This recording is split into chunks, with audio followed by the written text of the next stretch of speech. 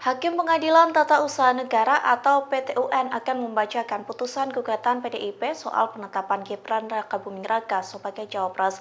Adapun putusan itu akan dibacakan pada hari ini, Kamis 10 Oktober sekira pukul 13 waktu Indonesia Barat. Lantas bagaimana nasib Gibran jika gugatan itu dikabulkan?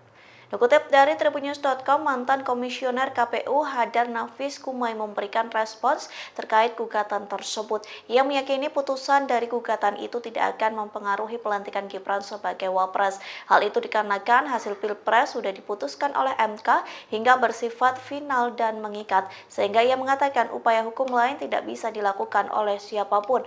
Di satu sisi, PDIP optimis gugatan tersebut akan dikabulkan oleh PT-UN Jakarta. Hal itu disampaikan oleh politisi dari PDIP yakni Muhammad Guntur Romli.